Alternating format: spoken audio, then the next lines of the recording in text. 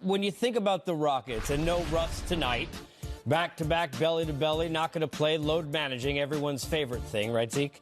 Eric Gordon getting back into the flow-ish. You know, they played so long without him, and we saw, obviously, McLemore play well. They are so much better when Gordon is going well as an outlet on that swing from Harden, right, Zeke? Yes, he is. And yes, Houston is.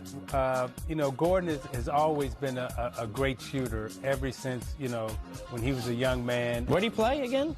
You know, he went to Indiana, okay, of course. Yeah, that's right. But he also was in Indianapolis. But the way he shoots the basketball right now, Grant, Candace, he had the same form when he was 11 years old.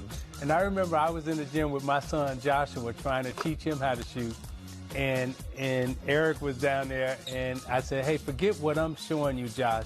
Just try to imitate what he Just look down there. Try to shoot like the way he's shooting the basketball, because his form has always been so pure, so perfect, and that's what Indiana kids really pride themselves on, shooting the basketball, and he's a homegrown Indiana kid, and he can really shoot the basketball. We've talked about it. We showed the numbers, and we've got some more. You know, when you look at the Houston offense, their ability to score, not a question, but as the guys mentioned, Candace, the pace has been up when Russ is pushing the basketball. And again, not going to play tonight, so we won't see that. But when you look at the defensive end of it, look, Memphis still can play that side, even though they're not grinding like they used to be. But how about their approach against Harden tonight and what you expect defensively? Well, you see down there, he's averaging 43 points per game. And I think the biggest problem just as an opponent is figuring out whether you try to stop him or you try to let him get his and allow the his teammates to score. Because one-on-one, I mean, we're talking about historical. I mean, he's unguardable at times when he's on. And that's the challenge that I think teams have now. Where you are able to beat Houston, Memphis likes to play fast. You get out in transition. They can play a little bit of defense, try to wear him down. But, I mean, Harden's going to score the basketball, and I think as an opponent, I try to take away threes from others. And obviously, size, it does matter. Well, in the playoffs, it's an issue for them. Get Capella, excuse me, I got so verklempt about it, I almost knocked over my energy drink. On me. On you, which you could use some, so there you go. No. I think if you get foul trouble with Capella, you could have issues. Hartenstein has played well. On the other side, everyone's had issues trying to guard Ja. We all covered the tournament last year. We watched him get that stage and handle it so maturely, but it's only 2-3 games. People didn't know what to expect. How much better, G, is he than you thought he would be this soon into his NBA career? Oh, he's a lot better. I mean, obviously we got a little sample size, as you said, last year in the tournament.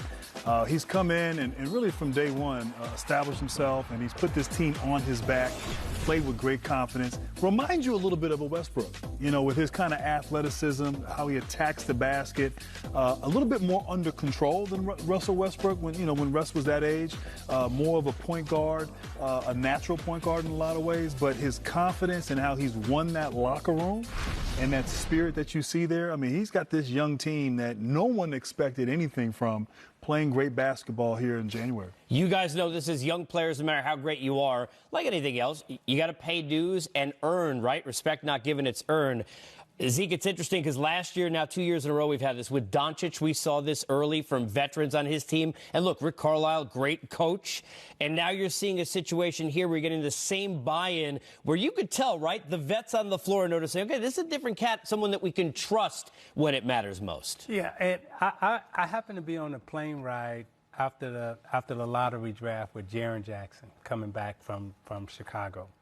And all he was talking about was Ja, right? How I hope we get him, we work well together, so forth and so on. And Memphis hadn't even drafted him yet.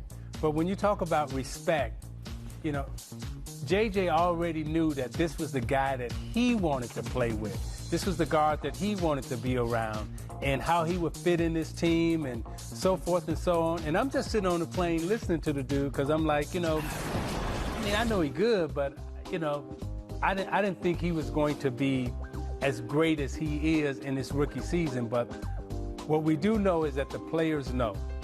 And JJ knew that this was the player that he wanted to play with, and he would make a difference in his career and the way they gel together. Like many teams are, and look, grit and grind is it was a great theme, especially because finance is not the same. but not the most exciting thing to watch. A lot of 90s Eastern Conference kind of basketball from Memphis over the years. Not anymore. It's like the Showtime Grizzlies, if you will. As we head to break, don't forget you can tune in tonight and get into @NBA TV on Twitter and catch Center Court Trivia for a chance to win a Rockets or a Grizz jersey. Coming up next, all I got to say is neek in the ATL. OG indeed. On the other side, we look back with love. Reggie Fears to Dominique Wilkins, trailing by Moses Malone.